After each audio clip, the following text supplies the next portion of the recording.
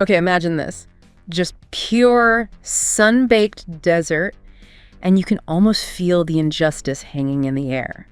That's the feeling of Hellgate. Yeah, it really paints a picture, doesn't it?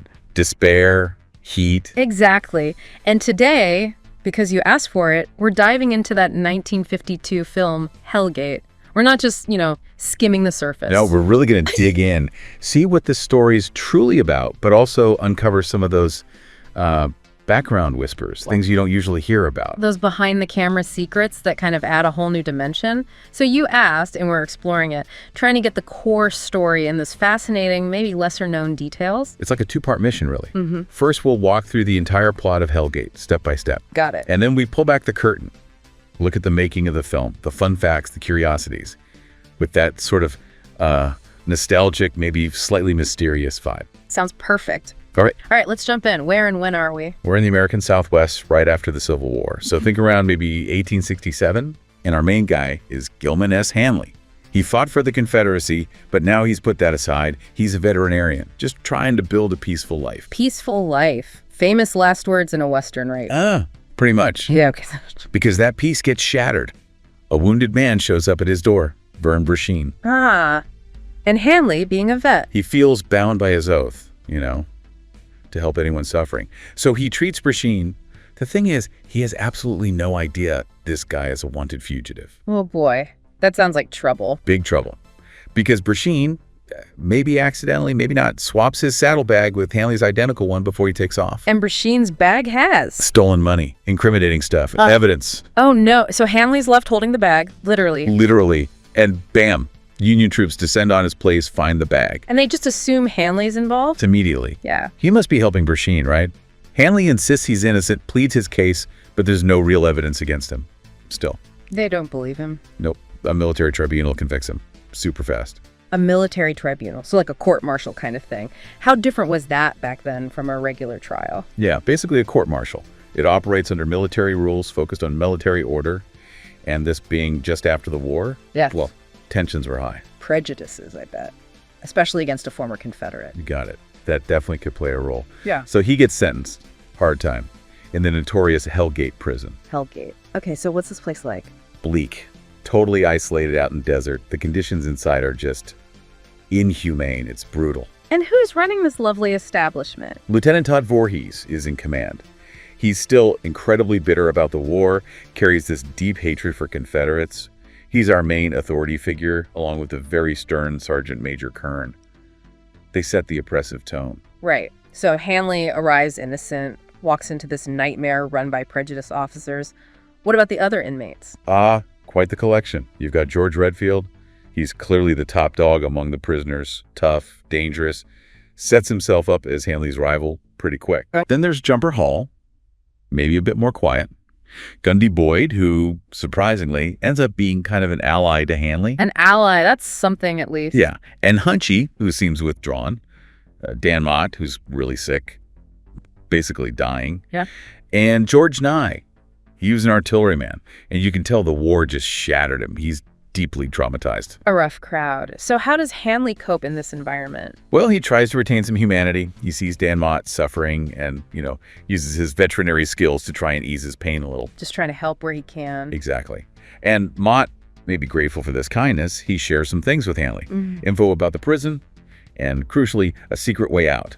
An escape route through the desert. Ooh, with a secret path. Hope. Maybe. But then Redfield complicates things. He's been digging an escape tunnel in secret. Of course he has. And naturally, it gets found out. Redfield immediately tries to pit it on Hanley. Figures. Does Hanley take the fall? No, actually. He steps up. But to protect Gundy Boyd, his ally, from Redfield's lies, shows some real loyalty there. Wow. But protecting someone else. That probably doesn't go over well with Voorhees. Not at all. The punishment for Hanley for supposedly being involved is, well, it's horrific. They put him in the hot box. The hot box, what is that? It's basically a small metal cage left out in the blazing desert sun, designed to just bake you, break you physically and mentally. The film really shows how agonizing it is. God, that sounds like torture. It is, pure torture. But Hanley survives it, shows incredible inner strength. And knowing this was based on real practices, it just adds this grim layer of reality to the cruelty he's facing. Real. They actually use things like that. Afraid so. Yeah. It really drives home the film's point about how dehumanizing this kind of system can be. Man. Okay, so Hanley survives the hot box. Can things possibly get worse? Oh, you bet. Typhus, a deadly epidemic, just rips through the prison. Typhus. Oh, in those conditions. Exactly. Spreads like wildfire. And then disaster strikes. Yeah. The prison's water supply gets contaminated. No water in the desert with typhus. It's desperate. Utterly desperate. And the final blow.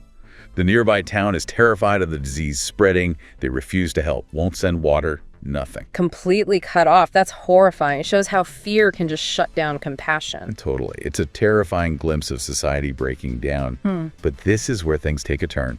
How so? Lieutenant Voorhees, the bitter, prejudiced commander. He's desperate. His men are dying. The prisoners are dying. He swallows his pride, sets aside that hatred, and asks Hanley for help. Asks Hanley, the man he tormented. The very same. Hanley knows about Mott's secret path through the desert. It's their only chance to get water. And Hanley agrees. After everything, even a weekend from the hot box. He does. He agrees to make the dangerous trek. He uses Mott's path, gets to the town. Where they probably don't welcome him with open arms. Not at all. Hostility, suspicion, but he pushes through. He somehow manages to get the water they desperately need. What do you think flips the switch for Voorhees there? Is it just pure desperation, or maybe seeing something in Hanley finally? That's a really good question. Maybe a bit of both. Seeing Hanley agree, seeing his character, maybe it cracked through that prejudice. It feels like a turning point for Voorhees, maybe. I think so too. Hanley's return with the water is huge. He literally saves lives. Dozens, maybe more. And Voorhees sees this. He sees Hanley not as a Confederate, but as, well, a hero. Precisely. He sees the man's integrity, his selflessness, and it clearly moves him profoundly, because what Voorhees does next is pretty remarkable. What's that? He cooks up a story, a fabricated report. He claims some dying guerrilla fighter confessed to the original crime. Brasheen committed the crime Hanley was jailed for. He lies to clear Hanley's name. He does. It's a lie born from respect, maybe guilt too. Yeah. And just like that, based on Voorhees' report, Hanley is exonerated. Clear. Finally. So he gets out. He gets released from Hellgate. Free at last. The film ends with him reuniting with his wife, Ellen. It's a powerful moment. Justice, very delayed, but served in the end. Redemption through incredible suffering. Wow. What a story. Injustice, survival, resilience. It's intense. And knowing that whole journey, it really makes you think about how they actually made this film back in '52, right? Absolutely. You see this stark, brutal New Mexico prison on screen. But where was it really filmed? That's where the behind-the-scenes stuff gets interesting, kind of nostalgic. Okay, spill the beans. Where did they fake New Mexico? You might be surprised. Mostly, it was shot right near Hollywood, Bronson Canyon, and the old Corriganville Ranch in Southern California. No way. Bronson Canyon. That place is in everything. Exactly. It has that mystique, doesn't it? So many classic Westerns, action flicks from the 40s and 50s use those same spots. It feels like Hellgate was built on the same ground where countless movie heroes rode. That's amazing movie magic, using those familiar California rocks and hills to create this remote, desolate prison vibe. Yeah, clever framing, good cinematography. They really sold the illusion. It speaks volumes about the ingenuity they had back then. Definitely. What other little secrets are hiding behind Hellgate? Well, even the title wasn't set in stone. Originally, the working title was a bit more direct. Hellgate Prison. Hellgate Prison makes sense. But they shortened it just to Hellgate before release, maybe to make it sound punchier, more ominous, less literal prison, more symbolic torment, perhaps. Interesting little tweak. Now, you mentioned the cast earlier. George Redfield, the tough convict, played by James Arness. That name rings a huge bell. It absolutely should, because years after playing the bad guy Redfield here, he became Marshal Matt Dillon. Gunsmoke. The one and only. Iconic. It's such a cool connection, thinking the guy menacing Hanley in Hellgate would become this symbol of law and order for like decades on TV. Yeah. Pure nostalgia fuel. That's incredible. It really places Hellgate in that whole classic Western universe. Were there any other actors who maybe weren't famous then but became known later? Any hidden gems? Actually, yeah.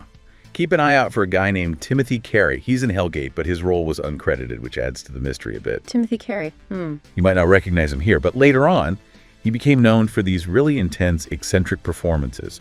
He was in Stanley Kubrick's The Killing and Paths of Glory, a very memorable actor. Wow. So we got his start sort of uncredited in Hellgate. That's like finding a hidden treasure. It really is. Little bits of movie history tucked away. What about the people making the film? The director, writer, any interesting team-ups? There was a key partnership. The director, Charles Marquis Warren, worked closely with the writer-producer, John C. Champion. They actually made 3 films together for a producer named Robert L. Lippert. Ah, regular team. Yeah, and Hellgate was their second project together. It shows that kind of collaborative spirit you often found in making these, B-movie westerns back then. Fascinating. Now, going back to the story itself, that hot box scene, we talked about how brutal it was, and you mentioned it had some basis in reality. Sadly, yes. That wasn't just cooked up for drama. Those metal hot boxes, or variations of them, were actual disciplinary devices. They were used in some frontier prisons, even during the Civil War in military prisons. That just makes it even more disturbing, knowing it's grounded in real historical cruelty. It adds a chilling weight to it, doesn't it? Yeah. Gives the film's depiction of injustice a real grim authenticity. Definitely. You also mentioned it felt similar thematically to another film. Right, there's a strong echo of earlier films that dealt with wrongful imprisonment after the Civil War. Specifically, The Prisoner of Shark Island, which came out back in 1936. The Prisoner of Shark Island. I know that one. Dr. Mudd, right? Exactly. Both films explore the idea of individuals caught up unjustly in the turmoil and suspicions of that post-war period. It suggests this was a recurring anxiety in society, one that filmmakers kept returning to. Were there, specific plot points that mirrored each other, or more just the overall theme of injustice after the war? Interesting how those themes just keep surfacing across different movies, different times. Did Hellgate find an audience outside the U.S.? It certainly did. And the translated titles are quite telling. In France, it was La Porte de l'Enfer. Spain, La Porta del Infierno. Germany, Das Tor zur Hölle. They all mean The Gates of Hell. Every single one. That consistent dark imagery suggests the core themes, suffering, despair, injustice, really hit home universally, regardless of language. Wow, the gates of hell. That powerful image crossed borders. So one last thing, how does Hellgate fit into the bigger picture of movies being made around that time, 1952? Well, it came out in September 52, which was definitely a time when post-war cinema was grappling with big ideas. Justice, morality, redemption. Themes explored a lot, especially in Westerns. Set against that frontier backdrop. Exactly. Hellgate fits right into that trend. It reflects the kinds of questions and moral reckonings in a country and maybe the world was processing after World War II, using the Old West as a stage. So yeah, definitely more than just some forgotten Western. It's tied up with real history, filmmaking history, all these fascinating threads. We went through Hanley's whole ordeal and then uncovered these hidden stories from the set. Hopefully digging into all that gives you a deeper appreciation for Hellgate, for the film itself, but also for the craft and context behind it. That nostalgic look back. Absolutely. It makes you really appreciate the way they could use those California hills to create such a harsh, believable world, that movie magic. For sure. And it makes you think, doesn't it? About how filmmakers create illusions, transport us somewhere else entirely, using familiar places. It does. And maybe a final thought to leave you with. Knowing that some of the really brutal stuff in Hellgate, like the hot box, was actually real, how does that change how we look at stories about injustice? Not just this film, but any story about people facing terrible odds and finding strength. Does knowing the grim reality behind the fiction make the resilience seem even more profound? Something to chew on.